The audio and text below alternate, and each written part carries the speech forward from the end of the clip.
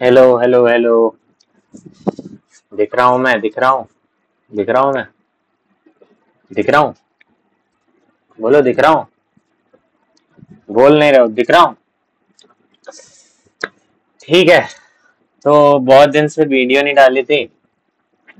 Gym Vim का, gym तो जा रहा हूँ, लेकिन कोई वीडियो बनाने वाला नहीं है तो वीडियो नहीं बन रही। और मुझे भिखमंगा होना पसंद नहीं है कि मैं किसी भी अनजान आदमी से बोलूं कि मेरी वीडियो बना दो। तो मैं किसी से बोलता भी नहीं। बाकी एग्जाम एग्जाम हो गए हैं, रिजल्ट का वेट कर रहा हूँ।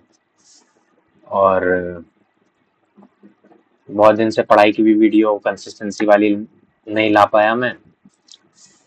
तो हूँ मैं बहुत बहुत आलसी तो हूँ इस मामले में। मेरा क्या कंटेंट चलेगा भाई साहब। मैं तो जो मिल रहा है वही बहुत है। ठीक है। लेकिन फिर मैंने सोचा कि चलो कुछ कर ही लेते हैं, हॉबी के रूप में ही कर लेते हैं। पैसे वैसे तो क्या ही कमाएंगे, लेकिन हॉबी के रूप में कर लेते हैं। तो मेरी हॉबी क्या है? मेरी हॉबी है बुक रीडिंग। किताबें पढ़ लेता हूँ मैं थोड़ी। अक्षर ज्ञान हो गया मुझे, बेसिक लिटरेट हूँ मैं। तो मैंने सोचा कि चलो पढ़ाई लिखाई किया जाए। तो अब से हम लोग पढ़ाई लिखाई करेंगे। ठीक है। अ, आप ये वीडियो क्यों देखेंगे? एक तो आप मेरे दोस्त हैं, तो आप बिना ये जाने नहीं रह पाएंगे कि मेरे जीवन में क्या चल रहा है। तो आप जबरदस्ती देखेंगे इस वीडियो को। दूसरा, अगर आप फिलोसफी के शौकीन आदमी हैं, शौकीन है बेसिकली, मैं शौकीन आदमी हूँ, तो जो शौकीन आदमी है वो मेरी वीडियो देख लेगा। ठीक है ना? मैं किसी को कुछ नहीं कह रहा कि तुम देखो मत देखो, बाहर में जाओ साले।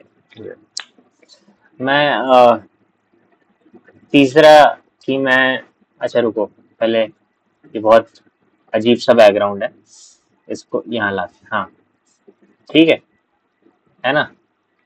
ये पढ़ने वाले हम लोग आज। ये देखो सरप्राइज है ना। तो और क्या है, और क्या बोलने वाला था मैं? तो और कौन देखेगा? और जो थोड़े बहुत पढ़ने लिखने वाले लोग हैं, हमारे देश में पढ़ने लिखने वाले लोग तो बस किसी कारण से पढ़ते हैं कि मतलब एग्जाम निकालना है ना, इंटेलेक्चुअल कहलाना है अपने फ्रेंड सर्कल में, है ना? कोई पढ़ने के लिए थोड़ी पढ़ता है। हमारा देश अभी उतना काबिल नहीं बना है, हमारे देश के लोग प्रिटेंशियस ज्यादा हैं, काबिल कम है। तो ठीक है, जो भी प्रिटेंशियस लोग हैं वो भी आकर के देख सकते हैं कि मैं क्या पढ़ाई लिखाई कर रहा हूँ। हम लोग पढ़ेंगे, मजे करेंगे। मुझे पढ़ने में मजा आता है, तो मैं कुछ आइडियाज भी बैक एंड फोर्थ करता जाऊंगा। तो जैसे अभी मैं अल्बर्ट कामू लेके बैठा हूँ, द रेबेल, तो पढ़ूंगा, अपने कुछ आइडियाज थ्रो करूंगा, एक तरीके से एक back and fourth debate type की होगी कामू और मेरे साथ। ठीक है। अब आपको लग रहा होगा क्या मैं अपने आप को इतना काबिल समझता हूँ कि मैं अल्बर्ट कामू के साथ डिबेट कर लूं? आपको पता नहीं है अभी। आपको पता नहीं, आपको पता नहीं है अभी। काबिल हूं मैं बहुत। ठीक है। तो ये मसाइल तसव्वुफ, ये तेरा बयान गालिब, हम तुझे वली समझते अगर नबादा खार होता। ठीक है। तो चलिए द रेबेल शुरू करते हैं हम लोग अल्बर्ट कामू के साथ, है ना? और और तो क्या ही है। अल्बर्ट कामू के बारे में जानते हैं ना आप लोग? अल्बर्ट कामू एक एब्सर्डिस्ट थिंकर थे। मुझे एक जरा रत्ती भर नहीं पसंद अल्बर्ट कामू। ये देखो ये किताब है उनकी, मुझे नहीं अच्छे लगते ये एग्जिस्टेंशियल थिंकर। मुझे मुझे प्रिटेंशियस लगते हैं ये सब। मुझे लगता है ये कुछ ज्यादा एग्जैजरेट करते हैं फालतू बातों को। ठीक है, ये लेजी आदमी का बकवास है, ये लेजी आदमी का प्रलाप है। साला मुझे काम ना करना पड़े तो एग्जिस्टेंशियल हो जाओ। ये आराम के जन है, आराम को साले। खैर जाने दो। तो ये अल्बर्ट कामू का है। तो मैं इनको क्यों पढ़ रहा हूँ जब मुझे पसंद ही नहीं है? तो आप पूछ सकते हो। मैं इसलिए पढ़ रहा हूँ क्योंकि उन्हीं को तो पढ़ने में कोई बात है ना जो जिससे आप अग्री नहीं करते हो। अब मैं मार्क्स पढ़ूंगा आपके साथ, वो भी पढ़ूंगा कभी, तो मार्क्स के साथ अग्री करके मार्क्स को पढ़ने का कोई मतलब ही नहीं है। मार्क्स को पढ़ना है तो मार्क्स के साथ डिसएग्री करके पढ़ो ना, तब तो मतलब है ना? तो ठीक है। चलिए पढ़ते हैं, ठीक है, शुरू करते हैं। Part 1, the rebel. What is a rebel? थोड़ा बहुत मैंने पहले से हाईलाइट कर रखा है, क्योंकि मैंने पहले भी वीडियो बनाने की कोशिश की थी। बहुत सच्चा आदमी हूँ, सच सच बता दूंगा। पहले भी मैंने वीडियो बनाने की कोशिश की थी और मेरे ईयरफोन की बैटरी खत्म हो गई, तो फिर मैं अच्छे से रिकॉर्ड नहीं कर पाया। तो बेसिकली मैंने इतने दूर तक एक पैराग्राफ पहले से पढ़ रखा है, और लेकिन मैं फिर से पढ़ने वाला हूँ, ठीक है। और ऐसे एक्टिंग करूंगा कि पहली बार पढ़ रहा हूँ, ठीक है। तो ये सारा प्रेटेंस मैंने आपको बता दिया अपना, ठीक है ना। तो यहाँ कुछ नहीं छिपेगा, ठीक है ना। तो पीपॉय हूँ मैं। द रेबेल पार्ट 1, तो चैप्टर 1 है ये। एक चैप्टर डेली पढ़ेंगे, ठीक है ना। एक चैप्टर डेली पढ़ेंगे, चाहे वो 10 पेज का हो, 50 पेज का हो, 100 पेज का हो, 1 घंटा लगे। जिसको सुनना है सुनेगा, जिसको नहीं सुनना है नहीं सुनेगा। मैं कोई प्रवचन नहीं दे रहा। जिसको पढ़ने में मजा आता है वो सुन ले, नहीं पढ़ने में मजा आता है आगे रास्ता ना, आपको टिकटॉक देखो जाओ। What is a rebel? A man who says no, but whose refusal does not imply a renunciation. तो एक पहली लाइन है कि रेबेल क्या होता है। रेबेल होता है कि वो जो नहीं बोल सकता है, ठीक है, who can say no। तो देखिए, पहली बात तो 60% आबादी इंडिया की पहले ही बाहर हो गई। ये रेबेल तो है नहीं, ये नहीं तो बोल ही नहीं सकते। अब इंटरेस्टिंग है कि हर फिलोसोफर का ये एक फेमस तरीका होता है कि वो वर्ड्स के बीच में डिस्टिंक्शन करता है, ठीक है। दो वर्ड जिनके मीनिंग लगभग सेम है, उनके बीच में ये डिस्टिंक्शन करता है। आपने देखा होगा, अगर आप ओशो को सुनते हैं या किसी भी स्पिरिचुअल गुरु को भी सुनते हैं, दया और करुणा अलग अलग होते हैं, है ना। उसी तरीके से आपको देखो कि प्रेम और लव और लस्ट जिसको कहते हैं, अलग अलग होते हैं। तो ये क्लासिकल फिलोसॉफिकल तरीका है कि किसी दो वर्ड्स जिनकी मीनिंग लगभग सेम मानी जाती है सोसाइटी में, उसको डिवाइड करो, जिससे कि एक कॉन्फ्लिक्ट क्रिएट होगा, जिससे कि एक डायलेक्टिक्स क्रिएट होगी और मूवमेंट ऑफ थॉट होगा, थॉट आगे बढ़ेगा। तो यहां पहली डायलेक्टिक्स क्रिएट कर दी है इसने, रिफ्यूजल डज नॉट इंप्लाई रेनंसिएशन। दो वर्ड आ गए, रिफ्यूजल और रेनंसिएशन। पहली बात तो जो आदमी नो बोल रहा है वो रिफ्यूज तो कर ही रहा है ना, लेकिन ये रिफ्यूजल रेनंसिएशन नहीं है। रेनंसिएशन मतलब क्या हुआ? रेनंसिएशन को आप ऐसे समझिए कि नहीं एंड कभी नहीं का मतलब हुआ रेनंसिएशन, अस्वीकार कर दिया। गॉड एग्जिस्ट करता है, तो अगर आप रिफ्यूज कर रहे हैं तो आप बोलेंगे नो, और अगर आप रिनंशिएट कर रहे हैं तो आप कहेंगे कि नो एंड नेवर, है ना, कि नहीं है और कभी होगा भी नहीं, कोई संभावना भी नहीं है, ठीक है। तो ये पहला डायलेक्टिक्स इसने क्रिएट किया। हम लोग पूरा डायलेक्टिक थॉट प्रोसेस से चलेंगे क्योंकि वही मेरा सोचने का तरीका है। तो रिफ्यूजल और रिनंसिएशन के बीच का डिस्टिंक्शन हो गया कि भैया, आप जो रेबेल होता है वो नो तो बोलता है, लेकिन हमेशा एक यस की पॉसिबिलिटी के साथ नो बोलता है, ठीक है। एक ईमानदार आदमी वही है जिसकी ना होती है, लेकिन एक पॉसिबिलिटी होती है कि अगर तुम मुझे तर्कों से कन्विंस करो तो शायद मैं हाँ कह दूं, ठीक है। He is also a man who says yes from the moment he makes his first gesture of rebellion. देखिए वही बात लिखी हुई है। A slave who has taken orders all his life suddenly decides that he cannot obey some new command, है ना।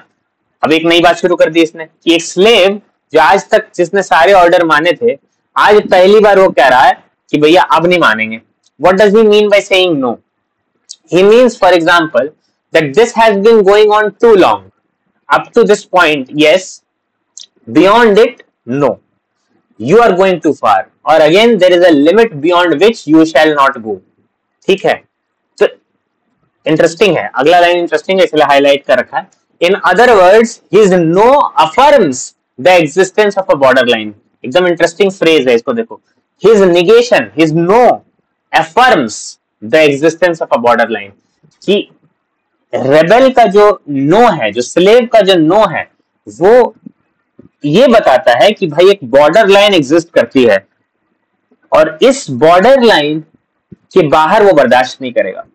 The same concept is to be found in the rebel's feeling that the other person is exaggerating, that he is exerting his authority beyond a limit where he begins to infringe on the rights of others.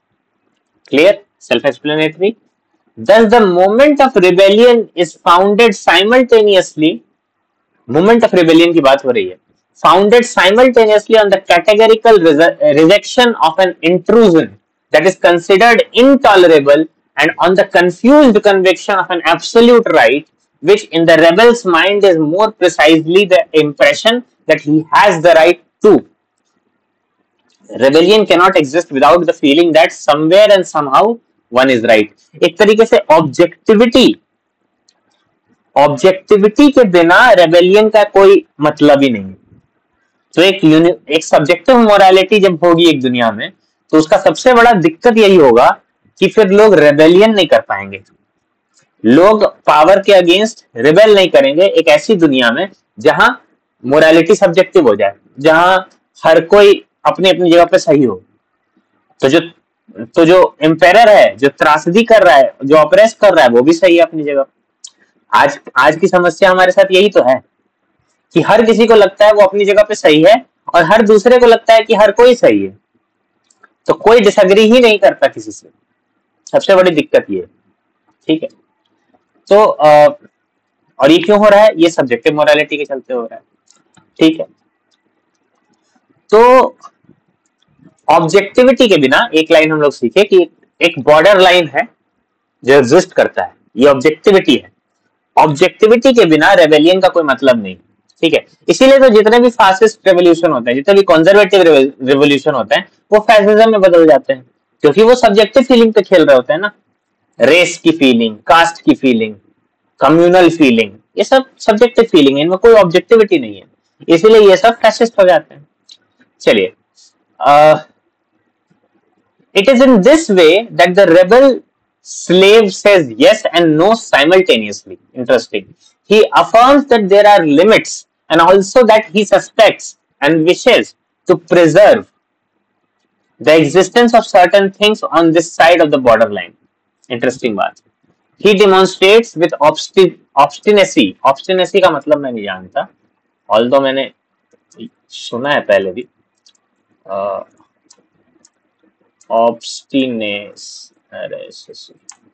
Obstinacy यही था ना? Obstinacy क्या चीज होती है भाई?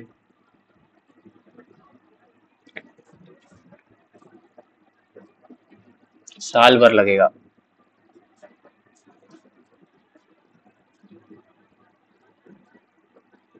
है बड़ी नई बात बताई. stubbornness. अच्छा. He demonstrates with stubbornness that there is something in him which is worthwhile and which must be taken into consideration. Interesting.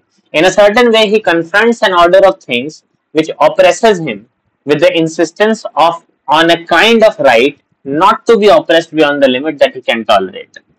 हाँ, मैंने तो बहुत ज्यादा इसमें बस थोड़ा सा थीसिस बगा गया है कि मतलब एक स्लेव मेंटालिटी जो है वो भी एक पॉइंट के बाद रेबेलियन करती है, कहती है कि सुनो ऐसा है, इस पॉइंट के बाद बर्दाश्त नहीं करूंगा. ठीक है ना? ये गलत एग्जांपल होगा, बट श्री कृष्ण ने जो शर्त रखी थी कि 100 गाली के बाद बर्दाश्त नहीं करूंगा. तो समथिंग लाइक दैट. एक ऑब्जेक्टिविटी एग्जिस्ट करती है उसके दिमाग में कि इसके बाद तो मेरे पास राइट है भाई, इसके बाद मैं झेल नहीं पाऊंगा, तो मेरे पास एक राइट एग्जिस्ट करता है. ठीक है. In every act of rebellion, the rebel simultaneously experiences a feeling of revulsion. Revulsion क्या चीज होती है? पता ही नहीं. Revulsion. Disgust. Simultaneously experiences a feeling of revulsion at the infringement of his rights and a complete and spontaneous loyalty to certain aspects of himself. तो एक अपने के लिए एक लॉयल्टी कि मैं अपने साथ एक लॉयल्टी और अपने राइट्स के इंफ्रिंजमेंट में एक disgust. Thus he implicitly brings into play a standard of values so far from being gratuitous that he is prepared to support it no matter what the risks. Up to this point, he has at least remained silent and has abandoned himself to the form of despair in which a condition is accepted even though it is considered unjust. है ना भाई? क्या मतलब हुआ कि आज तक वो बर्दाश्त किया है, आज वो कह रहा है कि नहीं भैया एक लाइन एग्जिस्ट तो करती है, तो ये ऑब्जेक्टिविटी पहले थी नहीं, इसने आज पैदा की है, ठीक है ना? या ये पहले भी थी, इसके लिए नहीं थी, इसने आज एक्सेप्ट की है कि भाई एक राइट टू लाइफ तो है अपने पास, ऐसा करके. To remain silent is to give the impression that one has no opinions, that one wants nothing, and in certain cases it really amounts to wanting nothing. एक शेर है इस पे, मैंने ही लिखा है कि भाई मेरी इस बारे में कोई राय नहीं है, मेरी इस बारे में कोई राय नहीं है, इस बीमारी का कोई भी उपाय नहीं है. समझ रहे हो कि सबसे बुरी बीमारी आपकी अगर कुछ हो सकती है तो वो ये कि एक तो इग्नोरेंस और उसके कारण no opinions. No opinion is actually a disease, है ना? आपके पास होने चाहिए ओपिनियन, मरे हुए हो आप तो ठीक है. Despair like the absurd has opinions. Despair has opinions, कितना इंटरेस्टिंग बात लिखा हुआ है. Like the absurd has opinions. तो एक absurd एक चीज उसने पहले से डिफाइन कर रखी है. देखिए फिलोसॉफिकल किताब पढ़ने का तरीका ये है कि अगर आप अपनी कॉमन सेंस वाली वोकेबुलरी लेके जाएंगे ना तो आप बहुत बुरे फंसेंगे. तो यहाँ जो absurd लिखा हुआ है अगर हम पहले से दिमाग में लेके जाएं कि ऐसा absurd का मीनिंग तो ये होता है तो फिर आप नहीं समझ पाइएगा. तो आपको दिमाग में रखना है कि ये कुछ कह रहा है, absurd इसके दिमाग में कुछ है जो अभी हमको नहीं पता है, बताएगा आगे शायद. Despair, like the absurd, has opinions and desires about everything in general and nothing in particular. है ना? Okay, interesting. इसने despair के qualities define कर दी ना यहाँ पे. बहुत interesting बात है. Silence expresses this attitude very well. But from the moment that the rebel finds his voice, even though she says nothing but no, he begins to desire and to judge. Rebellion despair से बाहर आने का एक, despair को rebel के antithesis में रख दिया.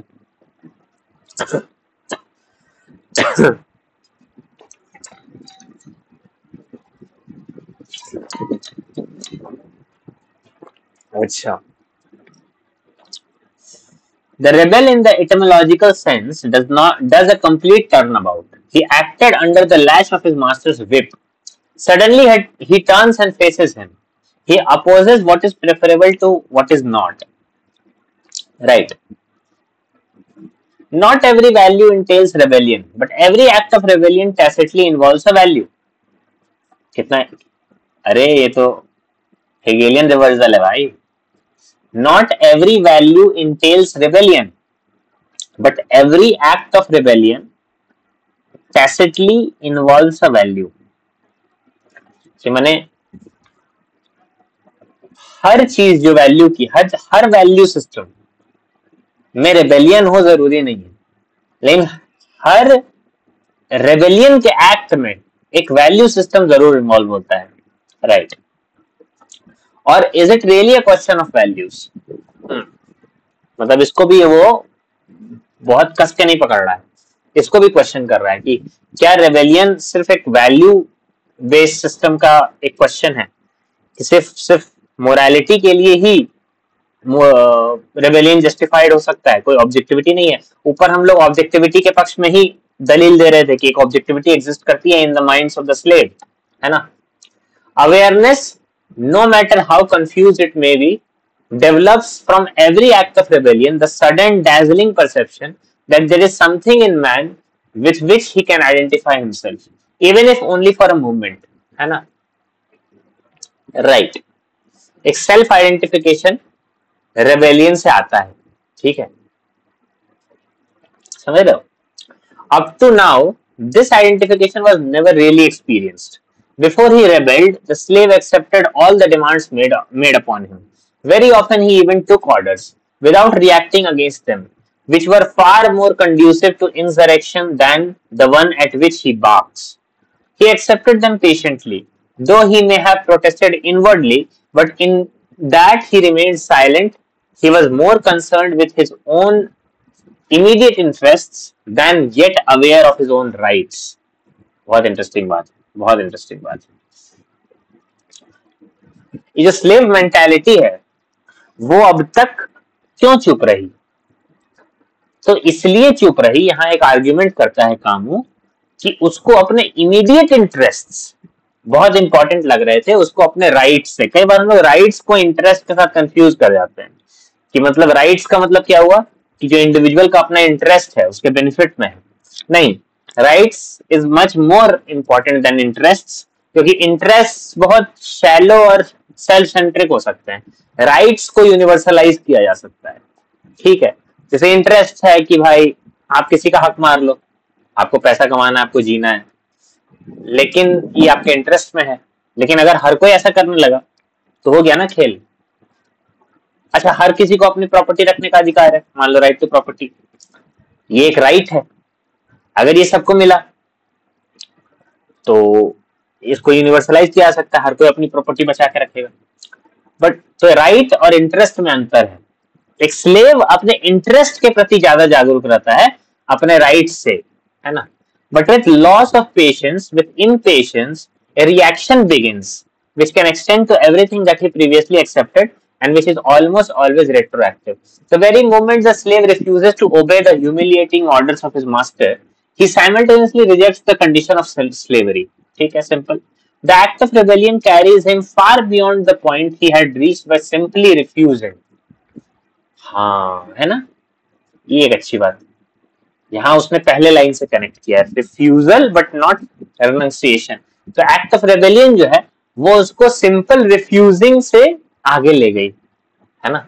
He exceeds the bounds that he fixed for his antagonist and now demands to be treated as an equal. What was at first the man's obstinate resistance now becomes the whole man, who is identified with and summed up in this resistance. The part of himself that he wanted to be respected, he proceeds to place above everything else and proclaims it preferable to everything, even to life itself. It becomes for him the supreme good. Having up to now been willing to compromise, the slave suddenly adopts, because this is how it must be, an attitude of all or nothing. With rebellion, awareness is born.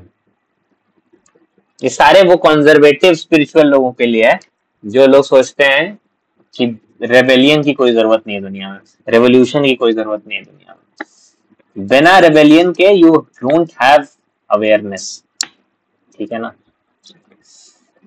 But we can see that the knowledge gained is at the same time from an all that is still rather obscure and of a nothing that proclaims the possibility of sacrificing the rebel to this all. भाई ये तो बड़ी interesting line है। कह रहा कि but we can see that the knowledge gained is at the same time of an all that is still rather obscure. माने इसका मतलब जो हमको समझ में आ रहा है वो ये है कि ये जो नॉलेज मिली, ये जो अवेयरनेस मिली रेबेलियन करने से, वो eight the same time all भी है, लेकिन एक ऐसा ऑल है जो रादर ऑब्स्क्योर है। मतलब जैसे ही आप रेबेल किए तो आपके सामने एक नई दुनिया खुल गई, एक फ्यूचर खुल गया जहां पे आपके पास आजादी हो सकती है, एक ऑल हो सकता है, आपके पास ऑल फ्रीडम्स हो सकती है ना। And of a nothing that proclaims the possibility of sacrificing the rebel to this all. मतलब कि जैसे ही आप रेबेल करते हैं आपको एक पॉसिबिलिटी दिखती है फ्यूचर की जहां पे आप आजाद हैं और ऑल फ्री हैं, मतलब हर तरीके से फ्री है। और एक पॉसिबिलिटी और दिखती है आपको जहां आपके पास कुछ भी नहीं है और अब आप एक स्लेव भी नहीं रहे, नथिंग। वो रेबेल अब सैक्रिफाइस हो सकता है फॉर दिस ऑल, है ना। The rebel himself wants to be all, to identify himself completely with the good, with this good of which he has suddenly become aware and by which he wants to be personally recognized and acknowledged, or nothing In other words, to be completely destroyed by the force that dominates him. तो एक तरीके से एक all और nothing का एक dichotomy create हो जाता है उस रेबल के अंदर. In other words, to be completely destroyed by the force that dominates him, as a last resort, he is willing to accept the final defeat, which is death, rather than be deprived of the personal sacrament that he would call, for example, freedom. Freedom is the all, and death is the nothing. है ना? Better to die on one's feet than to live on one's knees.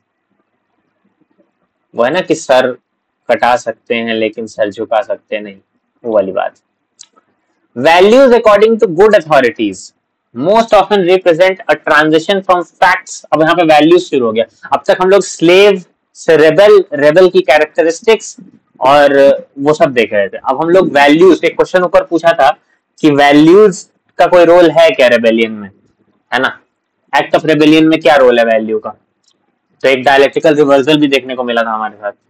So values according to good authorities most often represent a transition from facts to rights, from what is desired to what is desirable. Interesting. From positive to normative, है ना? कि माने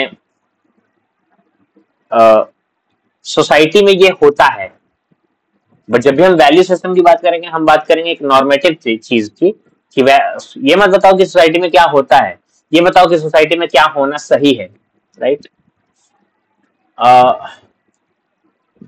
From what is desired to what is desirable, usually through the intermediary of what is generally considered desirable. ये क्या चीज है?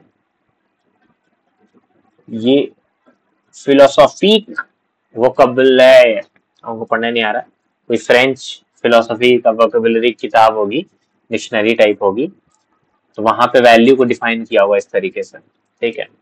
The transition from facts to right is manifest, as we have seen in rebellion. Right. Facts से rights की ओर, है ना? Facts क्या है? Facts क्या चीज होती है? Facts होता है कि आज दुनिया कैसी है ना? जब भी हम लोग किसी चीज का, जैसे पॉजिटिव इकोनॉमिक्स पढ़ते हैं,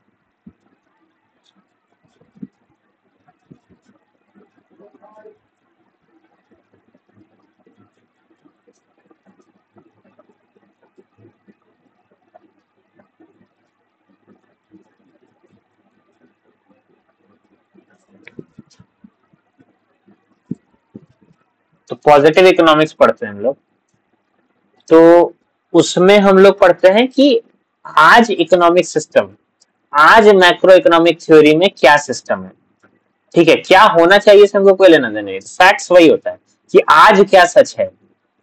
राइट्स में हम लोग क्या बात करते हैं? क्या होना चाहिए, राइट? वो नॉर्मेटिव, राइट्स हमेशा नॉर्मेटिव होते हैं. So is the transition from this must be to this is how I should like things to be, right? And even more so perhaps the idea of the sublimation of the individual in a henceforth universal good. ये एक नई चीज आ गई कि अब ऐसा होना चाहिए, तो यूनिवर्सल गुड एक डिफाइन हो गया. अब उसके लिए जो इंडिविजुअल का जो आइडिया है उसको सबलाइन हो जाता है. The sudden appearance of the concept of all or nothing demonstrate that rebellion, contrary to current opinion, and though it springs from everything that is most strictly individualistic in man, है ना,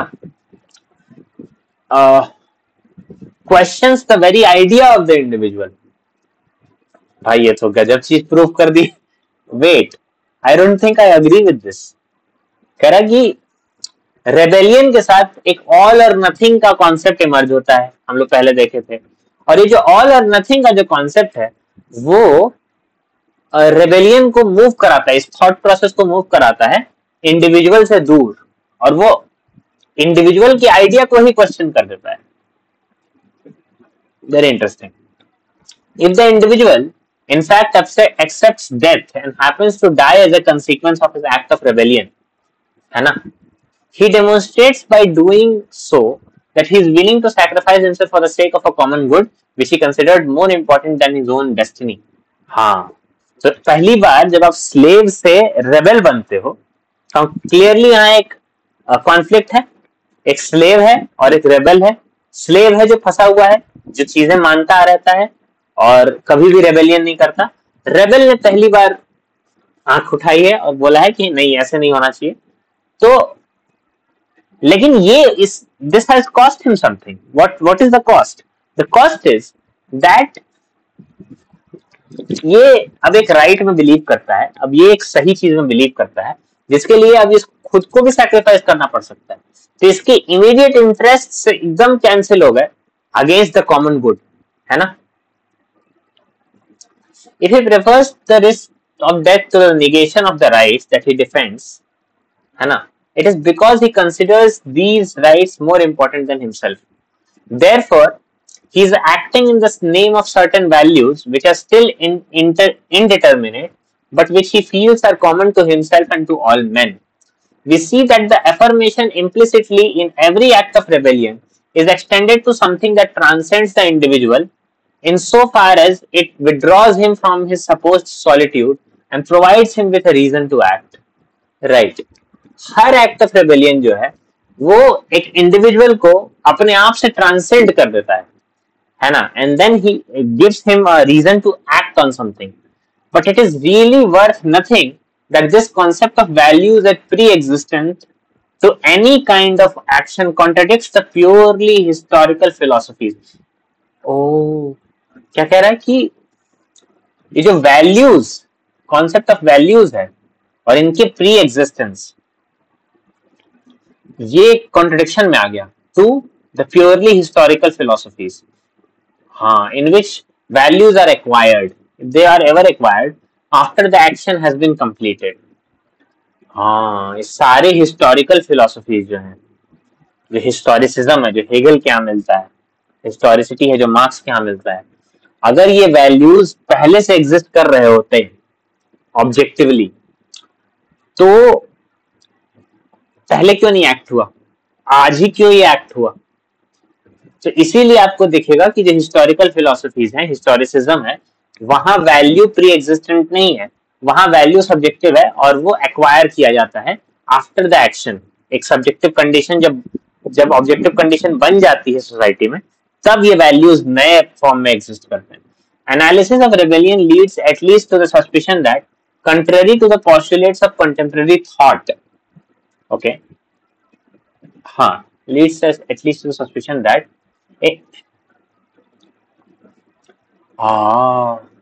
contrary to the postulates of contemporary thought, a human nature does exist. एक human nature exist तो करता है, इसको rebellion से deduce किया Camus ने, ठीक है। आई एग्री विद दिस, ये फूको के अगेंस्ट है। फूको कहता है ह्यूमन नेचर डजंट एग्जिस्ट, मतलब वो एग्जैक्टली वो नहीं कहता, बट ही इज नॉट, मतलब he is not concerned with that question. तो उस हिसाब से why rebel if there is nothing permanent in oneself worth preserving? It is for the sake of everyone in the world that the slave asserts himself when he comes to the conclusion that a command has infringed on something in him which does not belong to him alone, but which is common ground where all men, even the man who insults and oppresses him, have a natural community. The community of victims is the same as which unites victim and executioner, but the executioner does not know this. Oh, कितना प्यारा बात लिखा हुआ भाई, बहुत प्यारा बात लिखा हुआ है।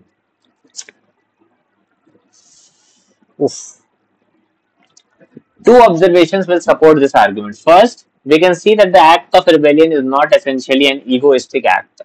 Of course, it can have egoistic motives, but one can rebel equally well against lies as against oppression. Moreover, the rebel, once he had accepted the motives and at the moment of his greatest impetus, preserves nothing in that he risks everything. He demands respect for himself, of course, but not insofar as he identifies himself with a natural community. Then we note that the rebellion does not arise only and necessarily among the oppressed, but that it can also be caused by the mere spectacle of oppression, of which someone else is the victim. In such cases, there is a feeling of identification with another individual, and it must be pointed out that this is not a question of psychological identification. Oh, a mere subterfuge कैसी होती है भाई?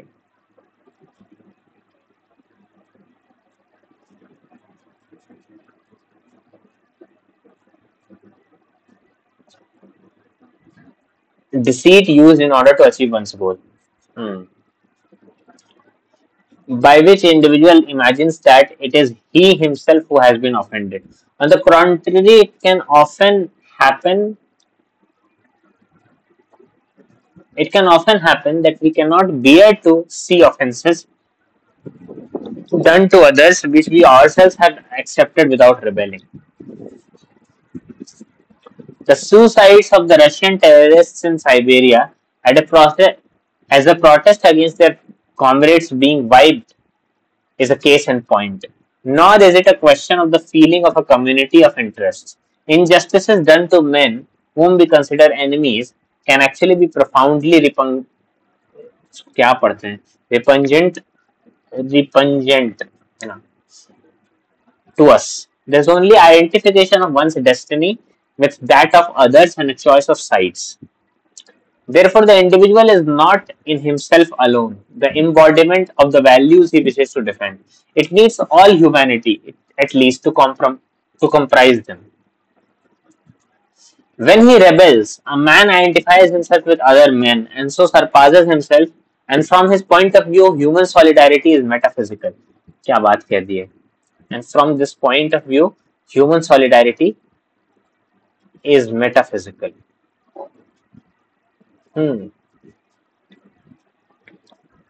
Human solidarity is metaphysical.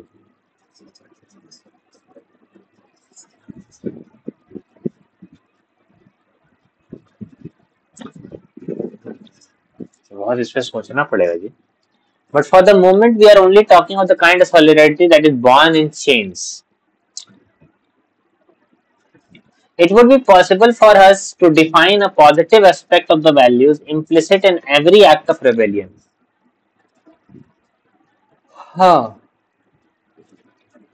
By comparing them with a completely negative concept like that of resentment as defined by Scheler. तो एक negative concept of values था जो Shelar define किया था. हमको नहीं पता है क्या है, लेकिन देख लिया जाएगा. एक पॉजिटिव एस्पेक्ट जो है वो कामू डिफाइन कर रहा है. Rebellion is in fact much more than pursuit of a claim in the strongest sense of the word. Resentment is very well defined by Scheler as an auto intoxication. भाई भाई भाई बहुत अच्छे definition है. Auto intoxication, अपने आप को जहर देने टाइप का, अपने आप को क्या कहते हैं, नशा कराने टाइप का. The evil secretion in a sealed vessel of a prolonged importance. resentment. Rebellion, on the contrary, breaks the seal and allows the whole being to come into play. तो एक डिस्टिंक्शन क्रिएट हुआ resentment में और rebellion में, है ना. Rebellion थोड़ा ज्यादा बेटर. रेबेलियन है ना, इट क्या करा, it liberates stagnant waters and turns them into raging torrent. Schiller himself emphasizes the passive aspect of resentment and remarks on the prominent place it occupies in the psychology of women who are dedicated to desire and possession. The fountainhead of rebellion, on the contrary, is the principle of superabundant activity and energy. Scheller is also right in saying that resentment is always highly colored by envy.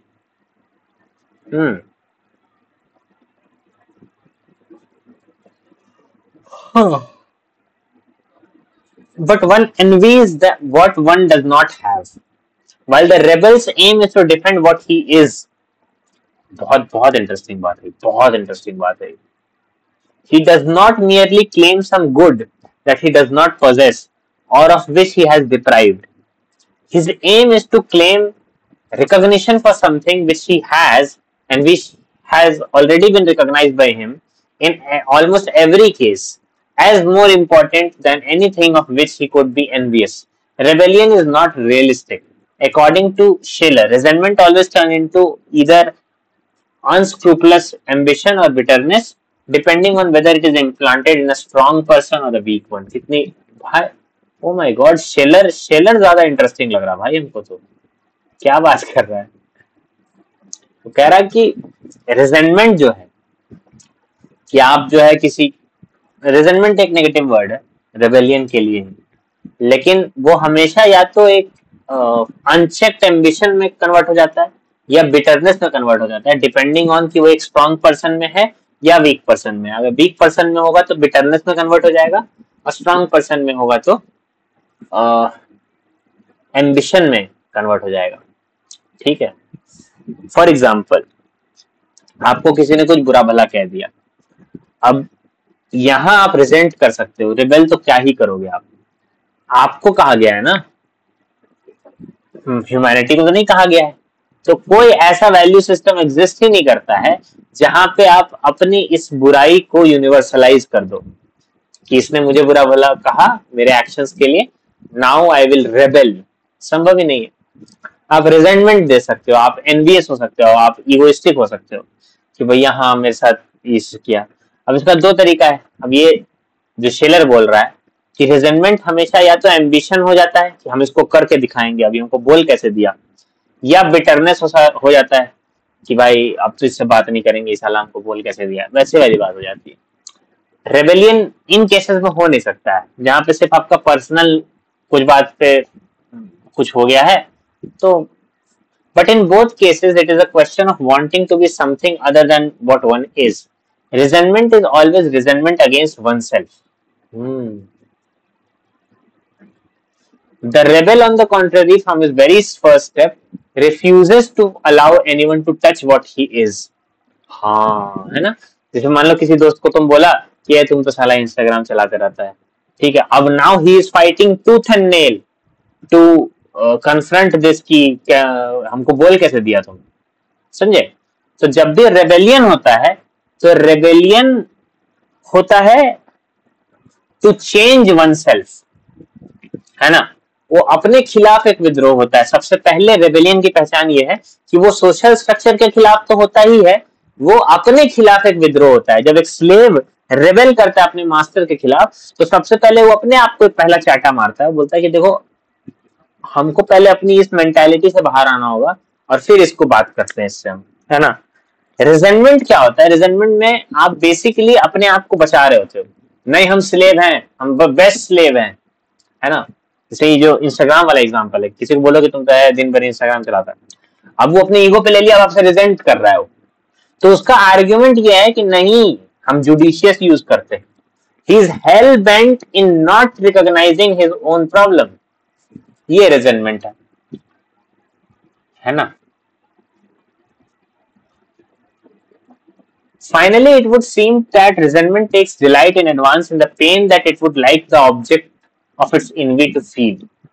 Nietzsche and Schiller were right in seeing an excellent example of this in the passage where Tertullian informs his readers that one of the greatest sources of happiness among the blessed will be the spectacle of the Roman emperors consumed in the fires of hell. This kind of happiness is also experienced by the decent people who go to watch executions. The rebel, on the contrary, limits himself as a matter of principle to refusing to be humiliated without asking what others should be. He will even accept pain provided his integrity is respected. भाई rebel को तो एकदम अच्छा ही पेश कर दिया भाई, rebel से तो बढ़िया आदमी ही नहीं है, एकदम प्रिंसिपल्ड आदमी है कि भाई किसी और का ह्यूमिलिएशन भी बर्दाश्त नहीं करेंगे, अपना ह्यूमिलिएशन बर्दाश्त नहीं करेंगे, और खुद का पेन अब देना है पेन दे दो, लेकिन मेरी इंटीग्रिटी को रिस्पेक्ट करो, है ना? वैसी बात। It is therefore hard to understand why Scheler completely identifies the spirit of rebellion with resentment. अच्छा, तो शेलर जो है वो रेबेलियन को रिजेंटमेंट ही समझता है। हिज क्रिटिसिज्म तो एक तरीके से ये जो चैप्टर है वो शेलर का एंटीथेसिस है, शेलर को क्रिटिक किया जा रहा है यहाँ पे। His criticism of the resentment to be found in humanitarianism, which he treats as the non-Christian form of love for mankind. अच्छा, तो शेलर जो है वो ह्यूमैनिटेरियनिज्म को non Christian form of love कहता है, पेगन लव कहता है ह्यूमैनिटेरियनिज्म को। ये कैसी बात है भाई? इसका होगा कुछ argument. Could perhaps be applied to certain indeterminate forms of humanitarian idealism or to the techniques of terror. अच्छा,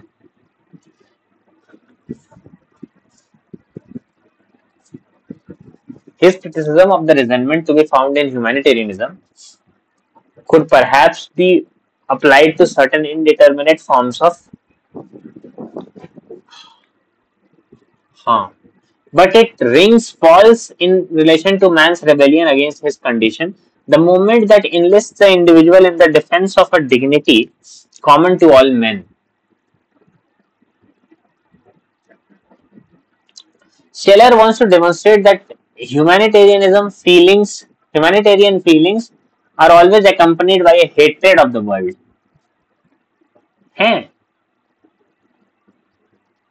Humanity is loved in general in order to avoid having to love anybody in particular.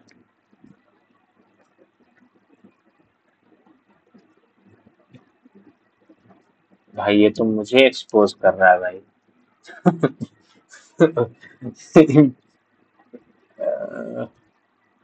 Humanity is loved in general in order to avoid having to love anybody in particular. This is correct in some cases, and it is easier to understand Scheller when we realize that for him humanitarianism is represented by Bentham and Rousseau. Acha. But man's love for man can be born of other things than a mathematical calculation of the resultant rewards or a theoretical confidence in human race. In face of utilitarians and of Emile's preceptor, there is, for example, the kind of logic embodied by Dostoevsky in Ivan Karamazov, which progresses from an act of rebellion to metaphysical insurrection. Scheller is aware of this and sums up the concept in the following manner. There is not enough love in the world to squander it on anything but human beings. Even if this proposition were true, the appalling despair that it implies would merit anything but contempt. In fact, it misunderstands the tortured character of Karamazov's rebellion. Ivan's drama, on the contrary, arises from the fact that there is too much love without an object. There is too much love without an object. This love finding no outlet and God being denied, it is then decided to lavish it on human beings as a generous act of complicity. Nevertheless, in the act of rebellion, as we have envisaged, जैसे brothers करामाजोव में ना जो करामाजोव का character है उसको कह रहा है कि कामू कि उसके अंदर जो रेबेलियन दिखता है वो एक्चुअली है बिकॉज कि there is too much love in him without an object to show love, है ना, no outlet and no God. तो इन जनरल वो ह्यूमन बींग्स, ये ज्यादा अच्छा लग रहा है हमको. शेलर जो है बहुत हमको मतलब लग रहा है ऐसा हम ही को बेइज्जत करने के लिए लिख रहा है. Nevertheless, in the act of rebellion, as we have envisaged it up to now, an abstract ideal is not chosen through lack of feeling and in pursuit of a sterile demand. We insist that the part of man which cannot be reduced to mere ideas, should be taken into consideration.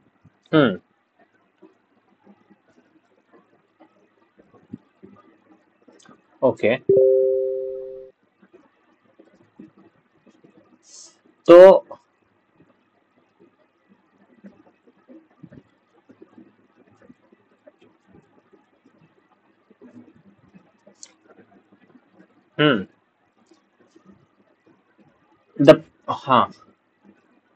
the passionate side of his nature that serves no other purpose than to be part of the act of living.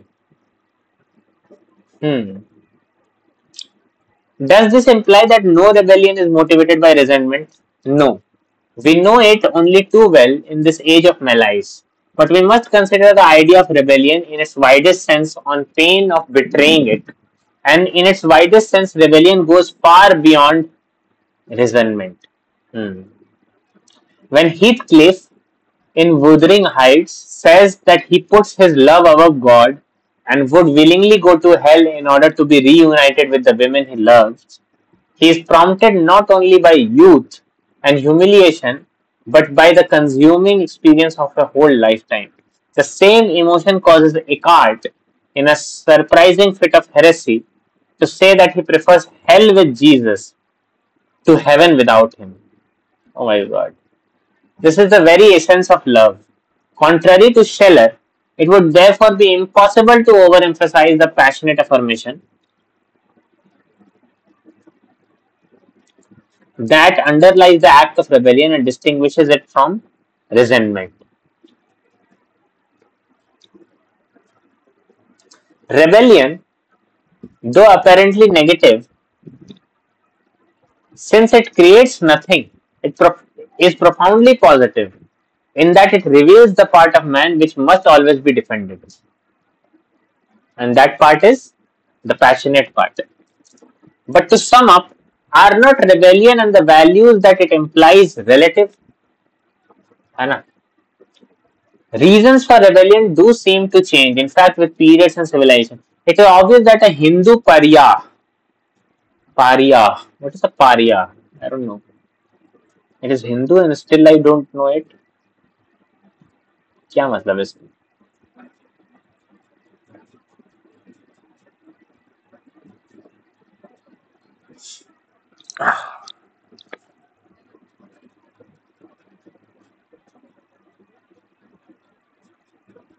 Pariya का मतलब होता है Dalits. ओ, cast का नाम है. I didn't know it. तो मेरा laptop इतना स्लो चलता है ना भाई.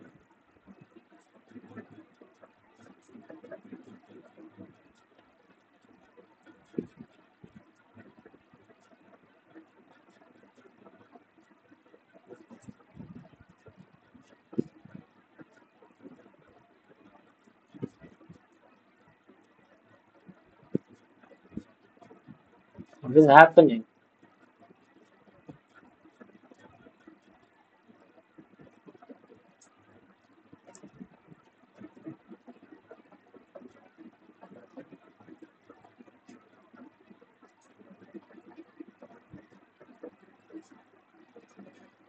हाँ जी, तो सॉरी, ये my laptop is old.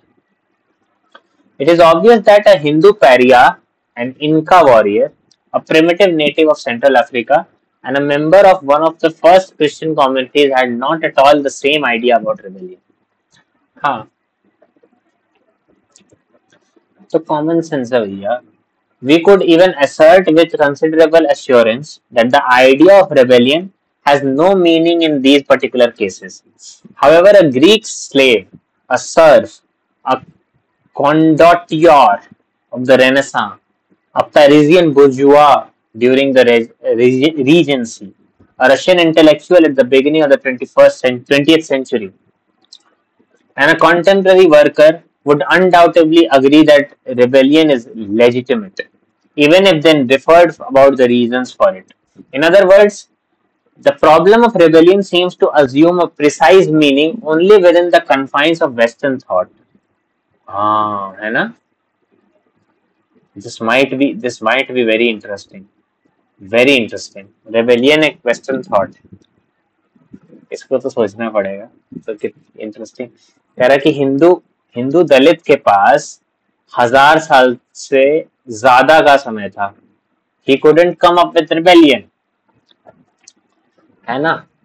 It is possible to be even more explicit in remarking, like Scheller, that the spirit of rebellion finds few means of expression in societies where inequalities are very great. The Hindu caste system. और again अब सोचो, आपके दिमाग में थोड़ा भी था ये कि अल्बर्ट कामू की किताब में आपको कास्ट सिस्टम के बारे में मिलेगा. यही होता है पढ़ने का. आप समरी पढ़ के कितना सीख लोगे भाई साहब. है Albert Camus, the great absurdist thinker, had talked about caste system. नहीं, तुम तो समरी देखो, किताब मत पढ़ना कभी बेहुदा.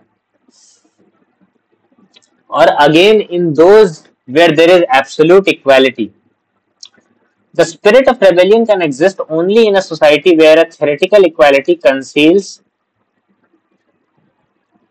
great factual inequalities. बहुत बड़ी बात है ये कि in theory equality है और factually inequality. बहुत भयानक बात.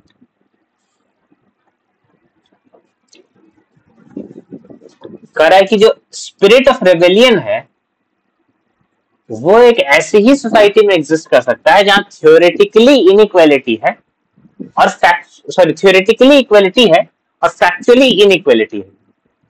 तो हिंदू सोसाइटी में ऐसा नहीं है, हिंदू सोसाइटी में थियोरेटिकली भी इनइक्वालिटी है, वहां वहां बाय थ्योरी भी आर्ग्यू नहीं कर सकते कि इक्वालिटी होना चाहिए, है ना। The problem of rebellion therefore has no meaning except within our own Western society. One might be tempted to affirm that इस पे हम कुछ लिखेंगे, I disagree with this. एकदम यूरोसेंट्रिक लग रहा है मामला। ठीक है, हिस्टोरिकली नहीं रहा होगा, लेकिन ये कह देना कि the problem of rebellion has no meaning except within western society, तो फालतू बात है। One might be tempted to affirm that it is relative to the development of individualism. Okay. If the preceding remarks had not put us on our guard against this conclusion.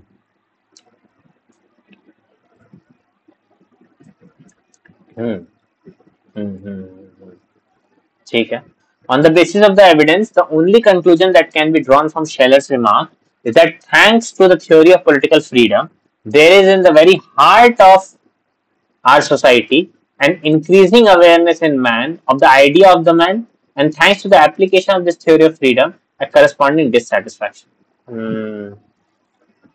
बहुत interesting बात है ये, बहुत interesting बात है ये। कह रहा है कि वेस्ट में एक कॉन्क्रीट थ्योरी ऑफ फ्रीडम है और उसके कारण एक आइडिया ऑफ फ्री मैन है और उसके कारण एक करस्पॉन्डिंगली डिससैटिस्फैक्शन है कि भैया अभी तो फ्री नहीं है। इफ दिस इज ट्रू, तो idea complete theory of freedom तो उपनिषद्स में भी है, आपके पास ब्रह्मसूत्र में भी है, गीता में भी है। तो इसको कहना कि रेबेलियन सिर्फ वेस्टर्न सोसाइटी में हो सकता है, I think he is being Eurocentric here. Actual freedom has not increased in proportion to man's awareness of it.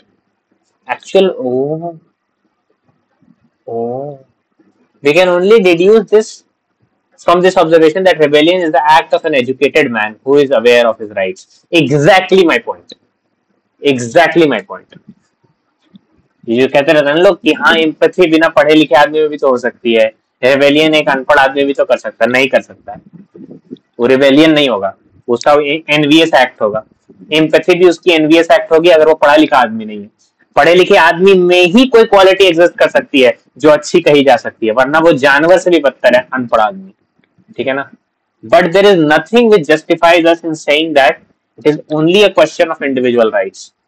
Because of the sense of solidarity we have already pointed out, it would rather seem that what is at stake is humanity's gradually increasing self-awareness as it pursues its course.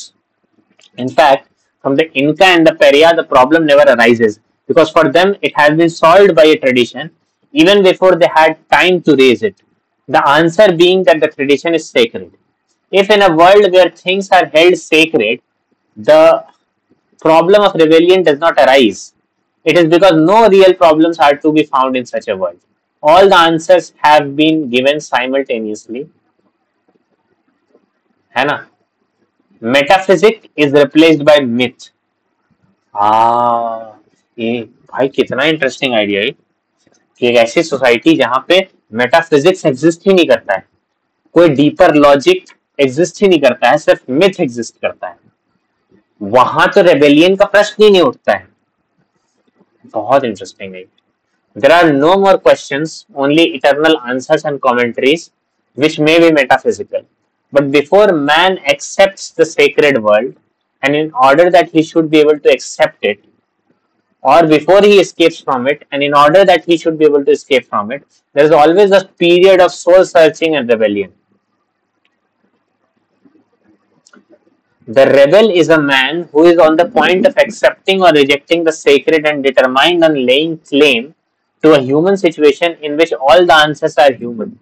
In other words, formulated in reasonable terms. From this moment, every question, every word is an act of rebellion, while in the sacred world, every word is an act of grace. Right? It would be possible to demonstrate in this manner that only two possible worlds can exist for the human mind. The sacred, कौन है भैया? The sacred, है ना? The world of grace and the world of rebellion. The disappearance of one is equivalent to the appearance of the other, despite the fact that this appearance can take place in disconcerting forms. There again we discover the all or nothing. The present interest of the problem of rebellion only springs from the fact that nowadays whole societies have wanted to discard the sacred. We live in an unsacrosanct moment in history. बहुत interesting, बहुत interesting, बहुत interesting. Insurrection is certainly not the sum total of human experience. Insurrection क्या होता है हमको नहीं पता. Insurrection क्या होता है? Insurrection, the violent uprising against authority. Revolution है. Insurrection is certainly not the sum total of human experience, but history today, with all its storm and strife, compels us to say that rebellion is one of the essential dimensions of man. It is our historic reality. Unless we choose to ignore reality, we must find our values in it. Is it possible to find a rule of conduct outside the realm of religion and its absolute values? That is the question raised by rebellion. मैंने rebellion को तो एकदम secularism की तरह से खड़ा कर दिया भाई. रेबेलियन तो एक तरीके से the world of God, the world of grace के अगेंस्ट एक क्या कहते हैं, एक संघर्ष है ऑफ ह्यूमन सेल्फ सफिशिएंसी. एक ऐसी कैटेगरी बना दिया रेबेलियन को. नहीं, we have already noted that the confused values that are called into play by incipient rebellion. We have already the confused values that are called into play by incipient rebellion. Incipient क्या होता है? Incipient. Incipient क्या होता है? Incipient होता है beginning to happen or develop, है ना? ठीक है. हाँ, मैंने स्टार्टिंग रेबेलियन में एक confuse set of values introduce किया था. Now we must inquire if these values are to be found again in contemporary forms of rebellious thought and action, and if they are, we must specify their content. But before going any further, let us note that the basis of these values is rebellion. अच्छा, ये वाला जो third हम लोग ऊपर पढ़े थे, world of grace. There is of course the act of metaphysical rebellion at the beginning of Christianity, but the resurrection of Christ and the annunciation of the kingdom of heaven, interpreted as a promise of eternal life, are the answers that render it futile. कह रहा है ना कि ये जो एक metaphysical rebellion हुआ था क्रिश्चियनिटी के बिगिनिंग में, जहां पे सन ऑफ गॉड ही मर जाता है, लेकिन फिर वापस पैदा हो गया ना, रिजरेक्शन ऑफ क्राइस्ट और किंगडम ऑफ हेवन, ये सारे कॉन्सेप्ट्स आ गए. तो ये जो रेबेलियन है वो किसी काम का नहीं रहा. तो इनके रिलीजन में रेबेलियन हुआ ही नहीं कभी, इसीलिए ये लोग रिलीजन और रेबेलियन को अलग अलग समझते हैं. ठीक है, हमारे यहाँ रिलीजियस ट्रेडिशन में ही रेबेलियन इम्प्लिसिट है ना, तो इससे इसके बहुत नुकसान भी थे, फायदे भी थे. तो एक बात हमको एक समझ में आई कि एक वेस्टर्न एक्सपीरियंस विद रेबेलियन अलग है, इंडियन एक्सपीरियंस विद रेबेलियन अलग है. ठीक है, तो अगर आप एक पोस्ट कॉलोनियलिटी के एंगल से इसको देखेंगे तो आपको ऐसा कुछ दिखेगा. थोड़ा सा आपको कामू यूरोसेंट्रिक लग सकता है. Man's solidarity is found upon rebellion, and rebellion in its turn can only find its justification in this solidarity. ये बड़ा इंटरेस्टिंग डायलेक्टिक है कि सॉलिडारिटी रेबेलियन से बनता है और रेबेलियन सॉलिडारिटी से जस्टिफाई होता है. एक तरह का से एक फीडबैक लूप है. We have then the right to say that any rebellion which claims the right to deny or destroy this solidarity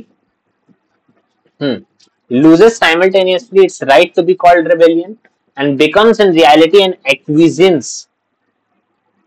Acquiescence बोलते हैं इसको, क्या बोलते हैं?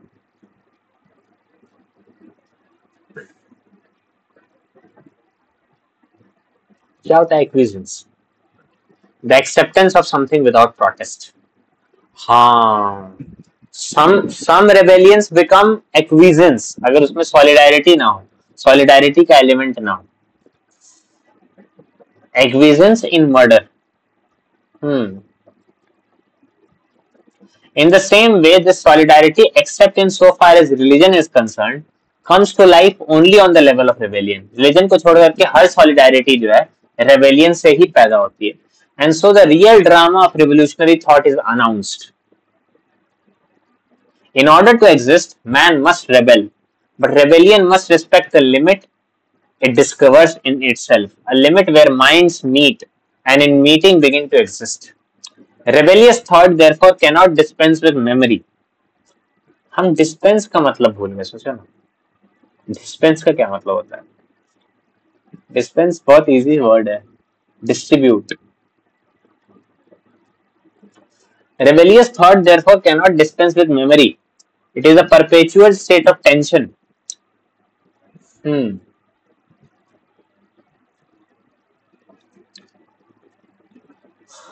In studying its action and its results, we shall have to say each time whether it remains faithful to its first noble promise, or if through indolence or folly it forgets its original purpose and plunges into a mire of tyranny or servitude.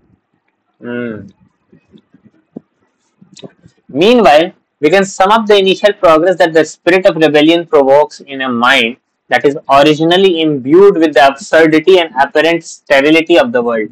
जो constant absurdity की theme है ना कामों में, वो बहुत ज्यादा है. पहले तुमको imbued का मतलब ही नहीं मालूम. Inspire, ठीक है. तो inspired with absurdity. तो एक नॉर्मल ह्यूमन माइंड जो है ना, जो पागल नहीं है, like the majority of the people, जो पागल है, जो एक साधारण दिमाग है, वो उसको एब्सर्डिटी दिखाई देती है ना, और एक स्टेरिलिटी दिखाई देती है. स्टेरिलिटी का क्या मतलब हुआ यहाँ पे? स्टेरिलिटी का मतलब हुआ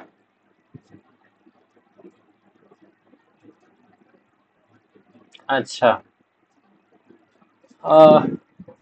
एक तरीके से आप नॉन प्रोडक्टिविटी कह सकते हो कि एक non productivity of this world, एक एब्सर्डिटी जो है इस दुनिया में, स्पिरिट ऑफ रेबेलियन उसको पहली बार प्रोवोक करता है कि भैया रेबेल करो इसके against. In absurdist experience suffering is individual. भाई that is what Acharya Prashant also says. Suffering is individual. Individual is not suffering. Suffering is individual.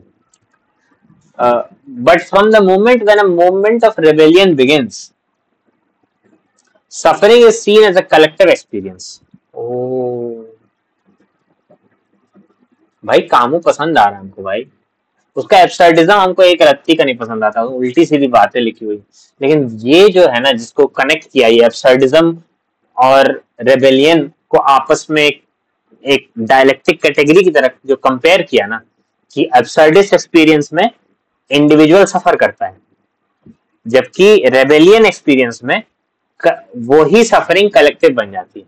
Therefore, the first progressive step for a mind overwhelmed with the strangeness of things is to realize that this feeling of strangeness is shared with all men and the human reality in its entirety. Human reality in its entirety suffers from the distance which separates it from the rest of the universe. The malady experienced by a single man becomes a mass plague.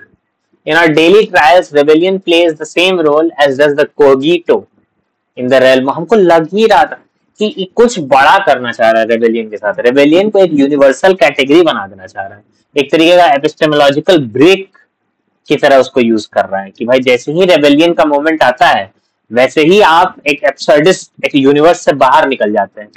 ठीक है, एक तरीके से ये enlightenment की तरह treat कर रहा है, कोगीटो की तरह ट्रीट कर रहा है ना, in the realm of thought. It is the first piece of evidence.